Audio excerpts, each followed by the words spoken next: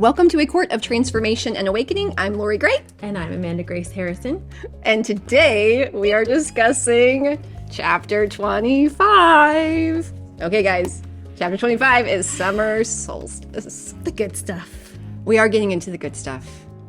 To the fun stuff. This is fun. I want to go to this Summer Solstice party. I'll tell you that much. Jeez. Right. Oh my goodness. This chapter. And, so we go through, for you guys who don't know how we do the podcast, this is not, most of it's off the cuff, but we kind of like read it, like we mark some things. It's like, oh, that's a fun passage. That's a fun passage. And then we just turn on the mic and record. We don't like script it out. But this one, I'm like, can we just read the whole chapter? Let's just read it aloud. Let's just do a read along. I'm like, I think we just need to read. I'm like, oh, but that's so good. And that's so good. And that's so good. For one chapter. Oh, it's such a good one. Okay, it's such a good one. Yeah, so get your reading voice on, Amanda, because we need to hear a lot of this one. Okay, so we do start, the chapter starts with a little bit of a concerning note, but then most of the chapter's not about that. But so she starts with like, Tamlin getting called away to the border after we found the head. Don't you just love that sentence? Just after I found that head.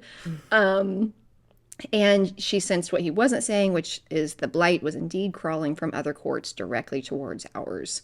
So there is this sort of ominous, big picture thing that's happening, and he's away for the night. Yeah, and then she has this moment where I love the honesty here, where Lucien, he had sent word through Lucien to make sure that she knew that he was alive. This is Tamlin, is the he in question. And then even as a small part of me marveled that Tamlin had bothered to let me know about his well-being.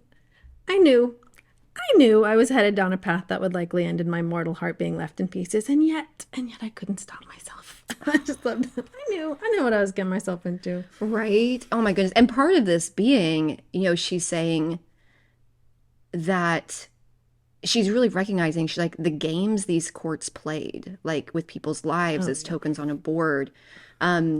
Where she feels this draw to Tamlin on a personal level. There's so much here that's like everything that she's wanted, but she's like aware, she's like, this is like, the stakes are so high when it comes to fairies and immortality, and she's this human girl in the midst of it. In the midst of this crazy stuff swirling around her. Yeah, because we're drawing back to this chapter of like, killing somebody and putting a head in the garden was just like court posturing. That's she's a like, game. That's a prank. That's a prank each other all the time. That's not that kind of prank. Jeez. So this is kind of intense. So we've got some really big shifts happening here. Big shifts in Printhia, big shifts for their relationship. And then we just get to have this super fun chapter. In the midst of all the big things, we get to have this one day that's just so fun. And she wakes to the sound of merry fiddling. Look out the window, and I found the gardens bedecked in ribbons and streamers, fires, maypoles. Okay, so many fun things coming. So she gets ready. I flagged this little one at the bottom where she gets all dressed up, and she says, I might have felt childish with it on, but in the months I'd been there, my sharp bones and skeletal form had filled out a woman's body. Yeah, so this, her sense of safety is shifting, but yeah, she's also just eating good food. Yeah. Like, goodness, like moving. Plenty of it. Moving out of surviving into thriving. Catch everything she eats, that would be. Yeah, which was so funny. I was thinking about that. I was talking about this recently. So whenever I was younger, because I had thyroid issues, and I, emotionally ate, I was definitely that person that if life was hard, my weight was going up. Stress affected my thyroid, stress affected eating, and my weight got higher. And I've not dealt with any version of that for such a long time. But now if there's a lot going on where I feel stressed, or my nervous system is more in fight or flight, I forget to eat. And I remember being in that place and hearing people talk about that. I mean, I don't understand what you're talking about. And like, could never possibly forget to eat. I'm thinking about food from the moment I all the wake up. time, When I right? eat, I'm like, oh, I have to stop eating soon so that I can eat sooner. Later, right? Oh my goodness. Like, I mean, and I talk all about this, like in my book, like my thought process around food and it being like so, so disordered and so obsessive. Yeah. And when people were like, yeah, well, when I get stressed, I lose weight. I'm like, well, damn you all to hell and back. Like I remember being so frustrated at people who that was their experience. But now like it's more, it's more like this where like if I'm stressed, I disconnect from my body, like I'm forgetting that I'm hungry, and then I'll notice. It's one of those things where like I notice, I'm like, oh, okay, I've lost 5 pounds. What's going on? Oh, stress. There's that thing. It's a real thing. And I'm the opposite. I will, well, not the opposite, but I'm definitely, I do a lot of stress eating when it's like medium level stress. But then if it is really high, like if it's like a breakup or something, that is like, it will be at least a few days or a week where I just can't eat. It's like, oh. Yeah. Or I can only eat really bad for me foods. So. Isn't it interesting? Yeah. It's so interesting. But yeah, I think the parallel was I'm like, okay,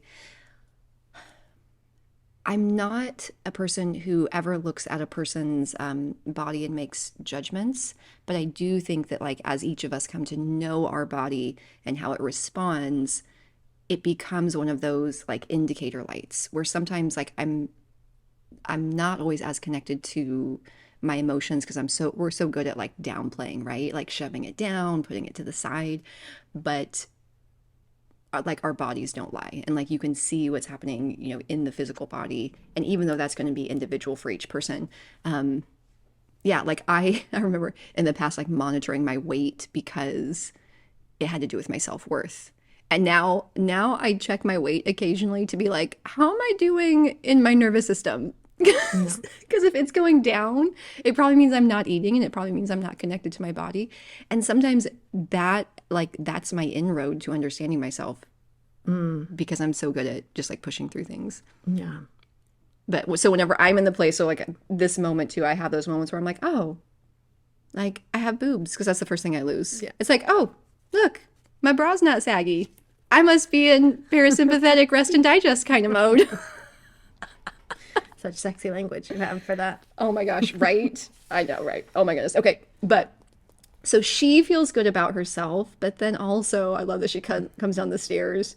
Well, there's just like a whole list of like new swear words that we all need to start looking at. Cauldron boil me.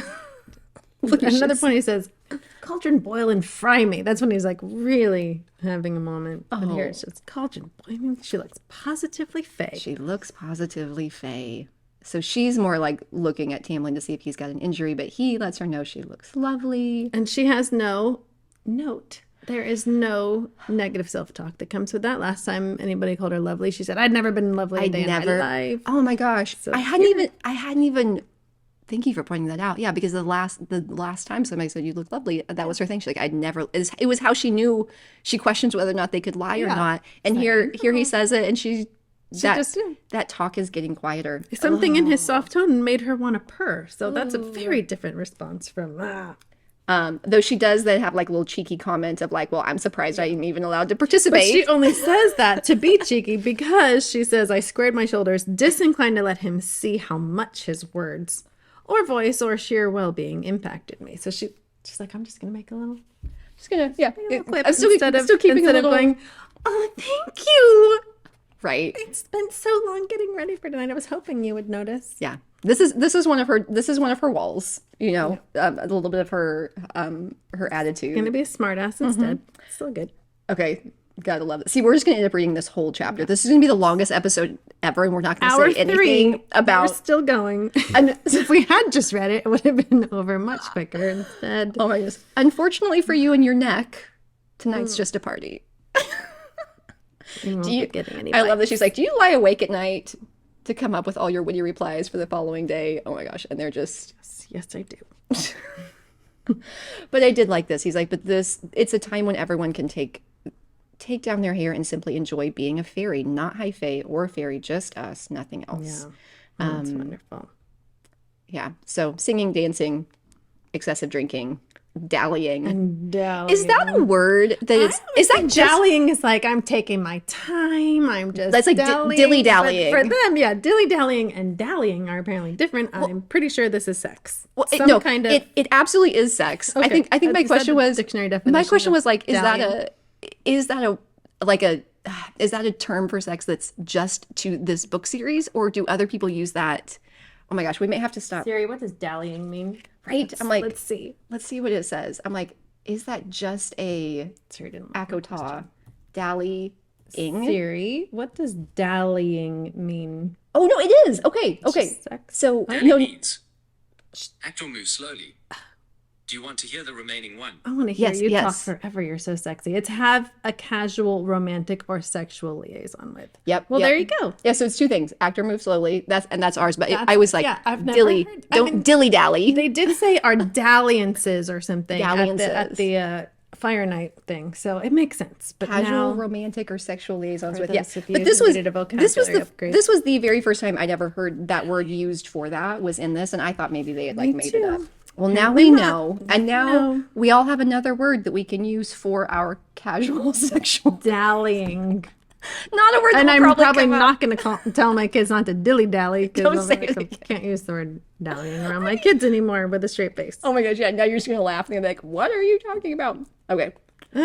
All right. So hold here on, we go. Indeed. Every brush of Tamlin's body against mine made it harder to avoid the urge to lean into him entirely, to smell him and touch him and taste him. I just love that line. I can feel that. Like they're just touching lightly, and it just makes me want to lean in and get all of it. I feel it. Oh, we are getting to the fun chapters. Giddy. Okay. So we get to the party. Next. My next thing is the lovely buffet of summer desserts that she's eating. Oh my gosh, right? I ate my fill of strawberry shortcake, apple tart, and blueberry pie, no different from summer treats in the Mortarlawn. Alone beneath a sycamore covered with silken lanterns and sparkling ribbons. Yeah. Yeah, and the very next line was what stood out to me, where she was like, I didn't mind the solitude, not when I was busy contemplating the way the lanterns and the ribbons shone, the shadows they cast. Perhaps it would be my next painting. So again, I just love that she's, we're seeing the shift in her where, again, she's seeing all these things where like before every time she saw it, she's like, that useless, horrible part of my brain. Now she's like, again, lack of commentary. Yeah. So we're seeing those shifts and also like, oh, maybe this will be the next thing I paint. And just the fact that that is now available to her. She's not in a place where, where she was surviving and painting was this far off dream. Like we're seeing, her just have the freedom to lean into this. And as she's there, there's so much less of her like negative self-talk. It's so good. Yeah. Okay. All right. But then we get into the fairy wine. Yeah. So she's like, here's she pours herself a glass. I wouldn't drink that if I were you. Fairy wine at the solstice. But she does. Thank goodness she does. Taking a sniff, it didn't reek of alcohol. In fact, I love this. It smelled like summers spent lying in the grass and bathing in cool pools. I'd never smelled anything so fantastic. Ugh. Can you imagine not tasting it after it smelled like that? I mean, you'd have to have had warning. And again, they're just like, don't drink it. Just trust me on this. Right. Well, that's exactly her next thing. He's like, hey, I'm being serious. This is bad for you. She's like, yeah, okay. But like, how are you like this trustworthy person? You also said that witch berries were harmless. And then, and they weren't. Like You're probably just trying to stop me from having a good time. And then, I mean, no spoilers. You guys have already read the chapter, but it doesn't seem like it was that bad of an idea to drink it in this situation. She just, had an evening of it. Yeah, though I think there was another part where he's like basically having to like follow her around to keep her from like killing herself because she has no awareness. Because I think he does. It shows he does have that awareness of like, okay, if a fairy falls down and like hits their head on a rock, they're probably okay. You're probably not. That's true. And he's never seen a mortal drink it, so it could just be like fear of what might happen because he knows it's strong. Okay, but I tell you what, there was so much in this where I'm like. Yeah, I'm like, I think I need some fairy wine. But it reminded me of, okay, so we had a conversation in the car the other day, though, about sort of, increasing research around like psychedelics and things that can give, I think that there are things in our world today that give people a similar experience. And there's increasing research into like psilocybin mushrooms and how it can help people. I think it helps people have a similar experience of letting go of some of those things that hold us down, and then within that freedom, like how much healing happens. But just read it. Like, I feel like a part of me experienced like a percentage of that shift just by reading her experience of it. And I'm like, I could go back to this one all the time. But, she took this drink. Okay, so it's the most glorious thing I'd ever tasted, but it liberated me from bonds I hadn't known existed. Yes, I have that line in fluorescent yellow. I loved that so much. Right? And I also love that it was like a million fireworks exploding inside me, filling my veins with starlight. I laughed aloud. I want to try this so bad. If only we could have gotten a little taste of fairy wine. Just for this podcast. Just for the podcast. Then been really giddy for the rest. We need an in-person event, right, with some version of this.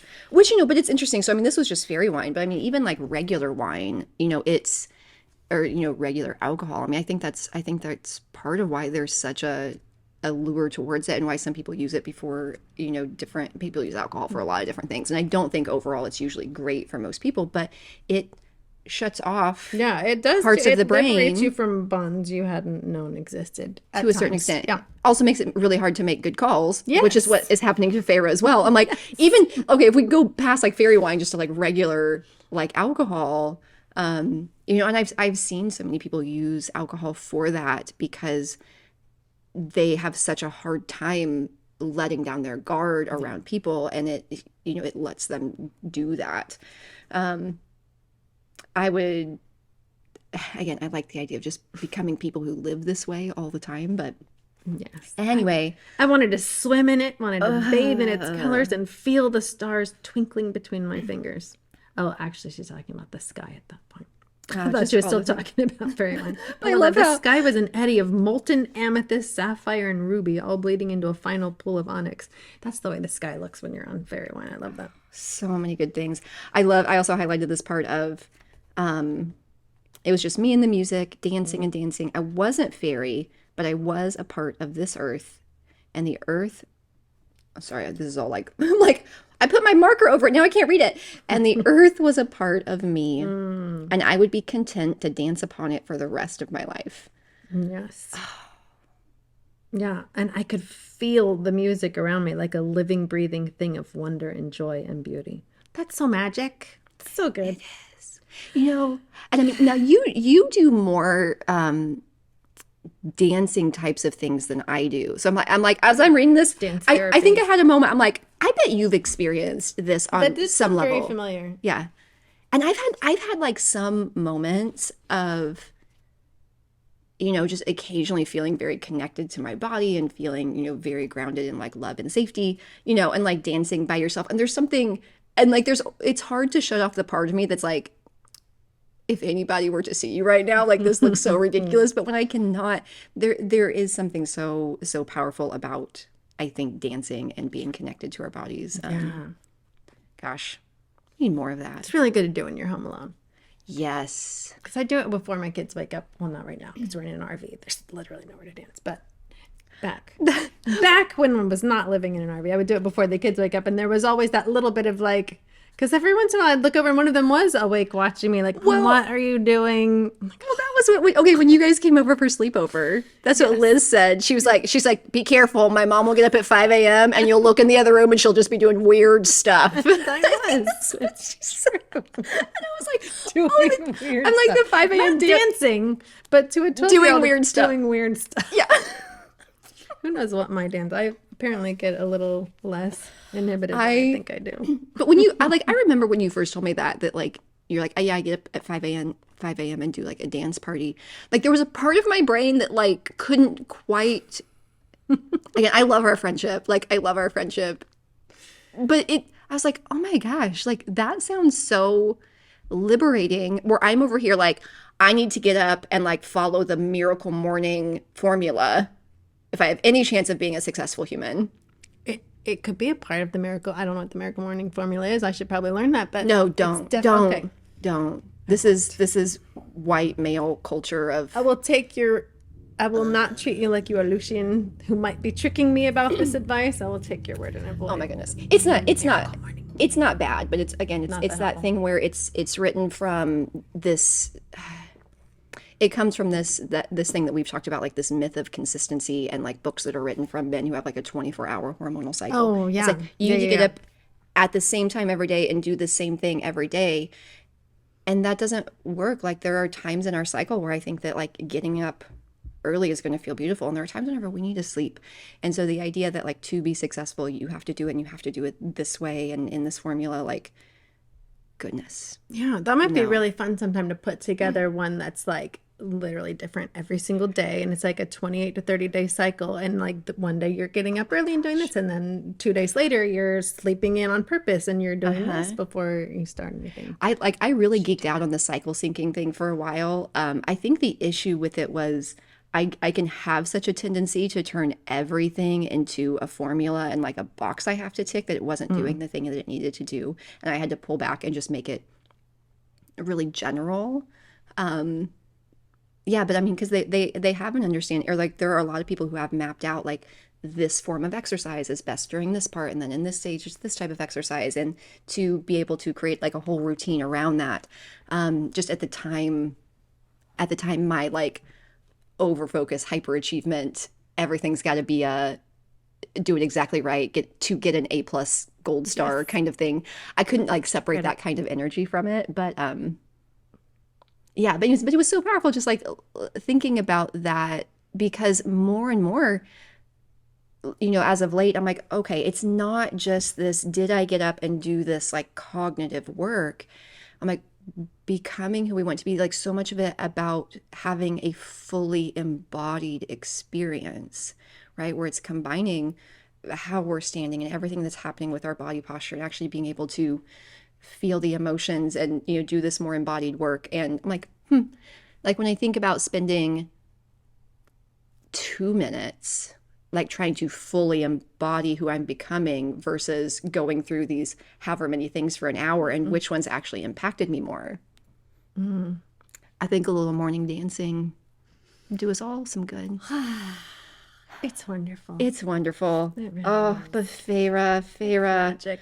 Okay, so she's dancing, and so she hasn't seen Tamlin up to this point. She doesn't know where he is, and then she realizes he's on the fiddle.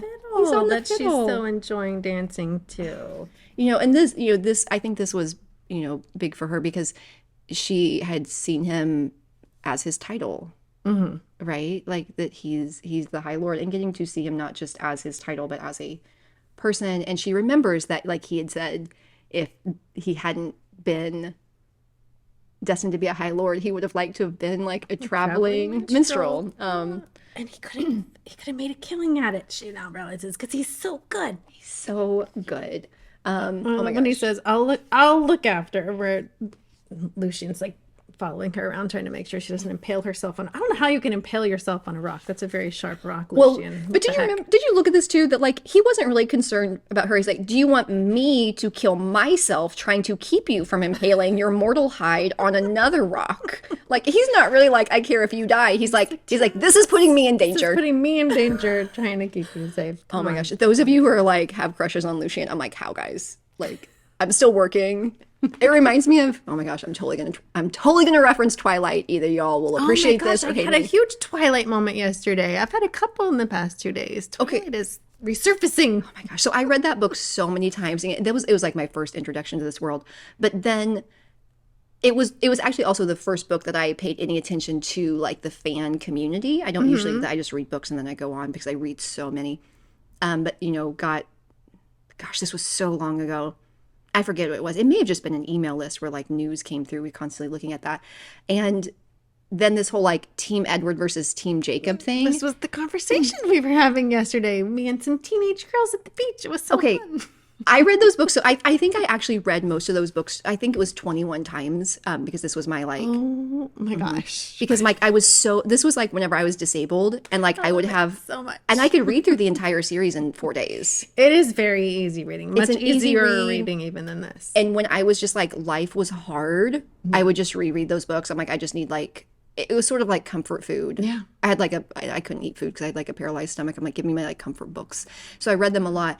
But I think, I forget how many times I read those books. And then people are like, Team Jacob. I'm like, I don't understand why there is a Team Jacob. And I think I had to reread it twice. Like, Well, in the books, I love Jacob in the books, but I I did read the not. books after I'd seen the movie. Oh my gosh. And I guess that for me, like I love Taylor Lautner. He is adorable. He's a terrible actor, at least in that He is series. a bad actor. And they have no chemistry. None. And so I was the same way. Like, why would that's like you just have to really like dark-haired guys in order like there's got to be something with that. But then reading the books when he's just like pure sunshine, when she's in the roughest, darkest patch of her life, and every time she's around him, it feels like pure sunshine. I'm like, okay, now I get it. And now I'm straddling that line. I'm just as much Team Jacob as Team Edward, honestly. and like, I think, yeah, but when I read it, I'm like, I could not wrap my head around why there was a Team Jacob. I'm like, I don't get it. He's such an ass half the time. But I think that's the thing, like where I was in my life and what I needed at the time, like where Edward is, it's so not human, right? Because he's not. Yeah. And so like completely committed, undying. Like she could have done anything and it wouldn't have changed anything. Where Jacob's like, stop being a brat. You're like making me mad and then I'm going to punish you for it. And I'm like, I'm like, I can't handle your humanity right now. I need something that's like beyond human. And I think it did come from that place of me realizing like what a mess I was. And at the time, like struggling so hard, I'm like, yeah, no, Jacob. Like, Yeah, and you like, didn't I can't tough handle love. criticism. Yeah. I can't handle any of that. And like, I was so drawn to Edward. But so I went back through it. I think it took me 2 reads of, and a lot of times I would read, I'm like, oh my gosh, can we just skip New Moon and get back to this other thing? And I'm like, no, okay. I'm going to force myself to try to understand why there's a Team Jacob, because when you're disabled, what else are you going to do? And that seemed like important work at the time. It's important. I'm gonna do some hard work today. I'm gonna really try to like Team perspective Jacob. take, and I eventually did. But anyways, that's Well all done, of you. you. All of you who are Team Lucian. I'm not there yet. I will have to go back and reread because every time I read this, I'm like, he's just an ass. Like I just want.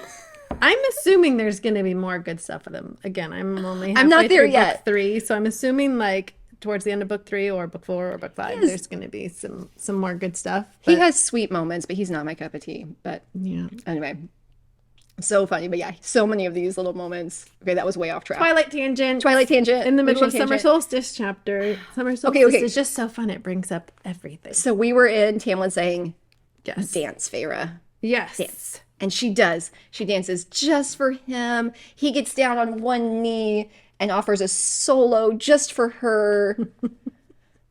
I'm just picturing this scene where she's like, I glowed, my dancing becoming faster. It just sounds hilarious. Like, I can't, she's drunk, and so she doesn't know what she looks like. So I know, I'm imagining- her dancing becoming faster is not necessarily good. I know, I'm like, okay, so like everybody reading this, do we imagine that she actually is dancing this way that's fantastic, or is she just having a really good time and it's like a mess? I don't know. It's a mix, I'm sure. But it's... But that's one of those. Okay, so Very even fun. the idea of like I'm just imagining him like down on one knee, like playing his fiddle. I'm like, there's a measure of that feels really cheesy and corny to me. Extremely. But okay, I hadn't thought about this, so we're talking right now.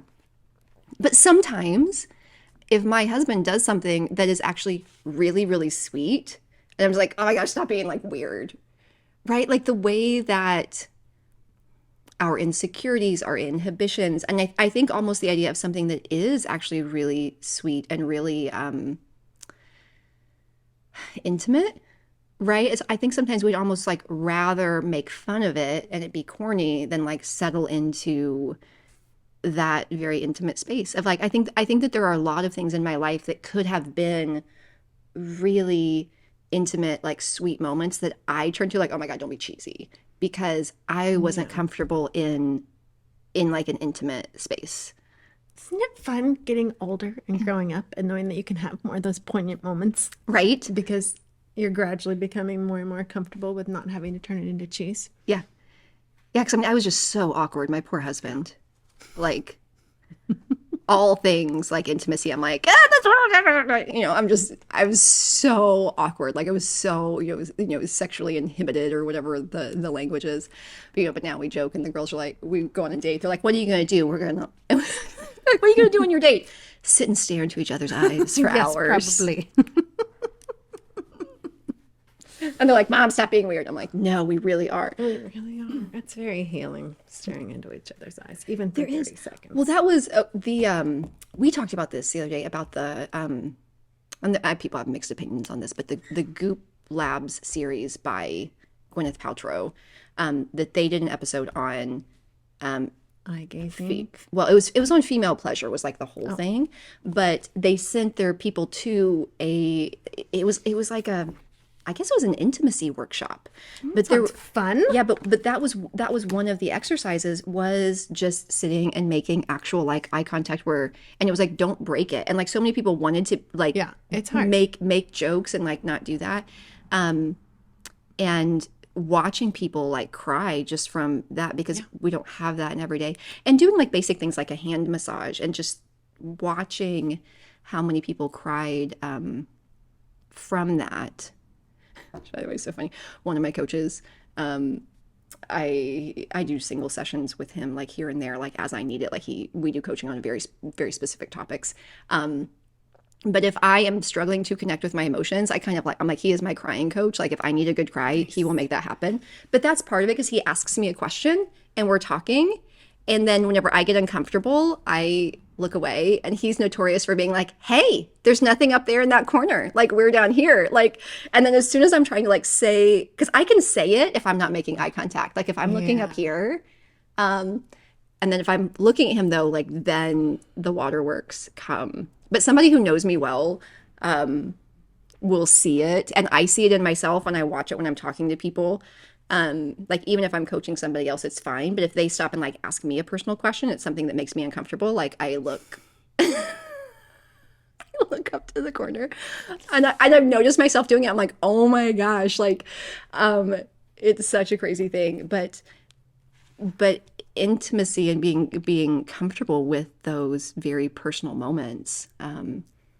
Anyways, I just wonder how many of these things that I've labeled as cheesy actually could have been so beautiful and so sweet if I wasn't so concerned with what other people would think about me. Yeah. We just need if we just had some fairy wine, it wouldn't be a problem. Damn it. Let me get a bottle of this. Where was that fairy wine early on? Oh my gosh. I love that she like lies though. She's like, I'm not drunk. Yes, you are, Feyre. Yes, you are. Okay. All right, where are we now? I'm around 227. 227. Where she wants to go back and dance, and he's like, he wants to show her something better. Unless I have so many lines. I think I'm going to do a series. I was thinking about this as I was reading. I'm like, I think I'm going to do like 25 different just graphics of my favorite quotes from this, and have to release them all on the day or just on summer solstice, which is for us. Oh my gosh, we're recording this, summer solstice. Be prepared for 35 Instagram of posts. My favorite quotes. But here's one. I was filled with sunshine. It was like I'd never experienced summer before. Like I'd never known who was waiting to emerge from that forest of ice and snow. That one's such a good one. I hadn't marked that one, but I remember that one standing out whenever I read it the first time. Oh, and then so they're having like the best time ever, and he's pulling her away. He leaned close, his breath caressing the shell of my ear as he whispered, I want to show you something better. Mm-hmm.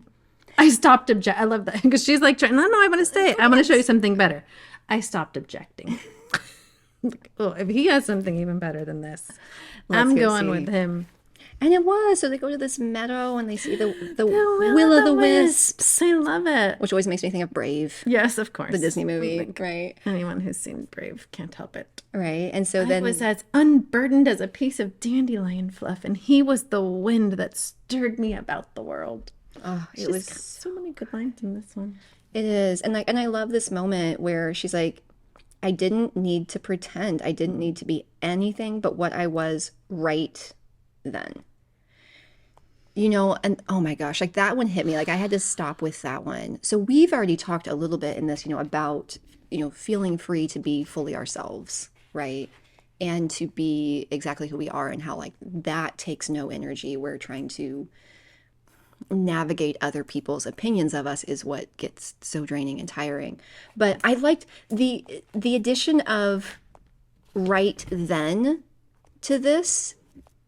It changed it for me, because I've had so many conversations lately with people about like figuring out who we are, and everybody talks about it as if it's like this, it's this destination, it's this place I have to get to where like, like one of these days I'll know who I am. And then combine that with the fact that we're like growing and evolving, and we're becoming this next version of ourselves. And this idea of like, there's always that work, there's always like becoming work, there's always an ongoing revealing, I think, of our true selves that never stops. We're always on this continuum. But this idea of like who she was right in that moment. And we know, like we've talked to you guys about this series, like the reason that we're doing this series is she goes through so much transformation. Like who she is in book 3 is not who she is right now. Totally unrecognizable. But like she's like, who I am right now, I'm like as healed as she is, as aware as she is, where she's like I can just be exactly me. And I was like, yeah, okay, like that was a thing that I needed to hear, because I get so focused on seeing it's that scarcity mindset, like seeing how far there is still to go, and limiting what I'm allowed to do. And I'm like, oh no, like where I am right now, as healed as I am, with as much information as I have, knowing that I still have blind spots, that I still have parts of myself I haven't like reconciled, that I still have parts of myself that I don't love fully as much as I would like to. Like whatever is true right now, like can I be free to just be right here? Yeah. And not be constantly feeling like I can't, like that there's anything that's not available to me where I'm at right now because I'm not to some future point. And I'm like, gosh, like I just kept thinking about that, like freedom of like the ability to embrace everything of ourselves that is true right now, and to feel the freedom to show up as that version of ourselves.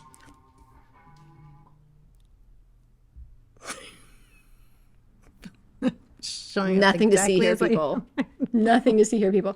And on that, the whole finding ourselves thing, one thing that keeps coming up for me is that we don't find ourselves. That's what when I was like a teenager, they're like, you're gonna go find yourself. Like maybe you don't want to go straight to college. You want to go travel first and find yourself. It was all that language. And I love the language of we don't find ourselves. We create ourselves. Like we're creating our destiny. We're creating who we are. And it's not something that you can like figure out. Oh, I finally figured out who I am. Like we're actively creating who we are every day, every decision, every choice we make.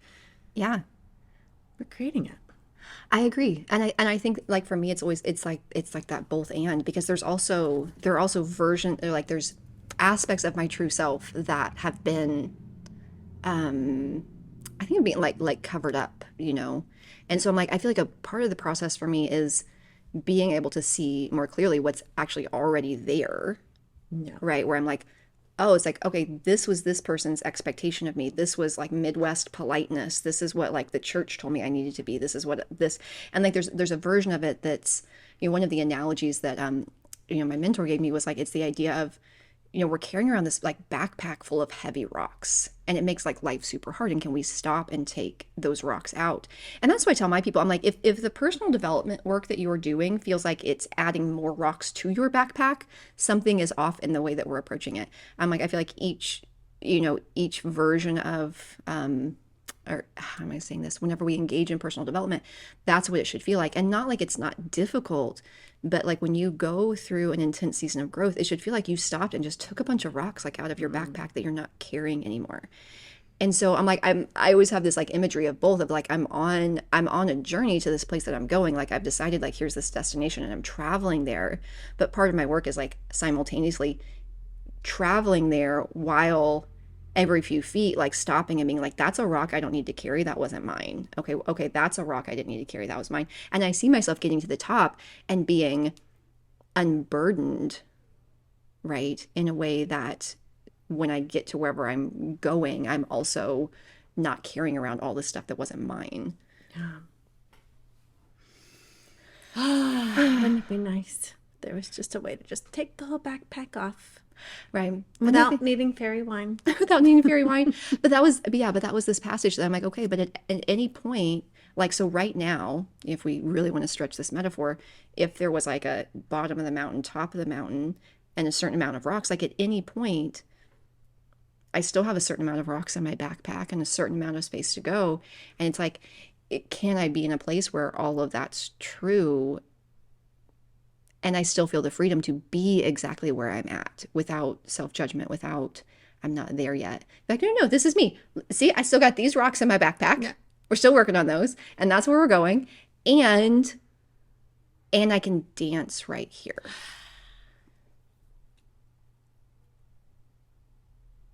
Would be easy with some fairy wine, but no. We don't have access at the moment. We're doing the best that we can. Oh my goodness. Okay, but this whole moment, this is such a sweet. Oh, so she's feeling the freedom to be herself and to be really engaged. She's still got the fairy wine in her system, but gosh, this is just such a sweet time that they have together. We do have a little bit more junior highness though, of like, I'm thinking I might kiss you. Like, then do it. Do it. Tim? Tim? Oh my gosh. And then the whole like, oh my goodness. And then he does, and then she's like, that's it? Yeah, there we go. But at least we finally have a little. We've got a kiss. Okay, but they do have to go back. As much fun as they're having, they've got to get back to actually see the... They're seeing the sunrise, right? Sunrise, yes. The sky shifted into periwinkle and the clouds filled with pink light. Then, like a shimmering disk too rich and clear to be described, the sun slipped over the horizon and lined everything with gold. It was like seeing the world being born, and we were the sole witnesses. Oh, so good. Okay, so then this next paragraph, though, call back to... all the way back to, was it chapter 2 or chapter 3? I think it was chapter 2, where dad. We had talked about, there being this chapter at the beginning where her dad's saying, like, let them imagine a better world because we need hope as much as we need bread. And she's just like, there is no such thing. It doesn't exist. Right? It doesn't exist. And she calls back to this, my father once told me that I should let my sisters imagine a better life, a better world. Oh, and I told him there was no such thing. I'm like, I'm explaining it, and it was literally quoted right there. But she's like, I never understood because I couldn't believe that it was even possible until now.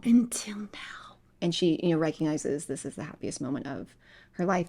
And I'm like, gosh, okay, guys, there is so much there where when, so much. Like that, there are things in my life right now that are possible for me that as I think back, I'm like, I couldn't.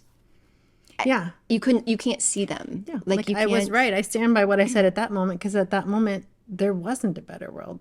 But now, until now I can see that there is hope. Which is, again, whenever I talk about acceptance, I'm like, I think the thing that most people are trying to accept their narrative about the future. I'm like, the thing that you need to accept about the future is that it's unknown. Amen, sister. So many interesting things can happen, and sometimes through, just so many things that you can't imagine, you can't see it, you can't predict it. And again, I still think we make choices. Like if we decide what we're doing tomorrow, in my understanding of the world, like I still make choices based on what is actually true right now. Mm-hmm.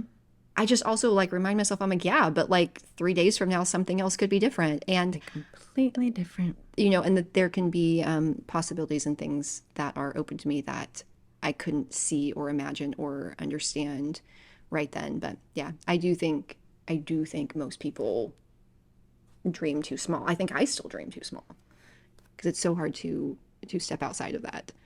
I gotta say, I definitely don't dream too small. You don't. You are, and I think I do not. I have the opposite problem. If it's possible to be too radically optimistic, that's me, and I don't. It feels wrong because all the advice is because most people don't have that issue. So all of the advice is like dream bigger, dream bigger. So I'm like, okay, I'll dream even bigger.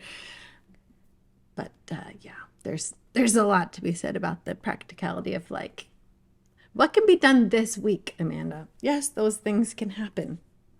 So do you feel like there is, today? I mean, do you feel like it's served, like, do you feel like it served you, or do you feel like, yeah, so like the way I present it to people is like we make, decisions based on accepting what's true in the moment while also having that. Like, do you feel like the, how am I saying it? So we've got the big hope for the future. Do you feel like there's a lack of daily decisions like based on acceptance, or do you feel like it still just serves you and directs your steps right now? Somewhere in between. Okay. Yeah. I love it. But it's fun. I tell you what, though, like it's fun. And that's another one of those things like for our friendship where I continue, again, I connect with Feyre because I'm much more on like I can go to the place of like, no, I'm just being in acceptance, right? Where really I'm being in resignation. And it's been helpful for me to be around you and like to see you dream big. I think that's helped me dream bigger. And it's been helpful. I'm like, oh, okay, so my brain doesn't do that, but okay, like I can like track and get on board with this, and it's been helpful for me to get to observe that in you and to kind of be along for the journey. Big dreams, Big, very big dreams. Very, very big dreams. Oh, but so Feyre, so all of hers got to this place where it's the happiest moment of my life. Don't you guys feel like, okay, can we just say though, like, so this is the happiest moment of my life. Happiest moment of my life. And I don't know if anybody else, and maybe it's just because we know it's a novel, but like it's equal parts like, oh shoot, now what? Because you can't be at chapter 25 of a novel and be like, this is the happiest moment of my life. And the idea that like, okay, so then it's tomorrow like the next happiest. Like this wasn't the ending of the book. It's like I found myself getting to this place and doing the, oh, that's so sweet. Oh, dang it. Now what? Now what's gonna happen? And we are, oh my gosh, guys, I cannot wait to get to the next chapter because we get, the next few is the, what happens? Okay. Okay, in chapter 26, I can't wait to record the next one. Thank you for joining us here at A Court of Transformation and Awakening, aka ACOTAR. And we would love for you to join us over on our circle community at ACOTAR. That's ACOTAA.circle.so, where you can dive in for absolute magic and juiciness and get even more involved. We'll see you there. Bye.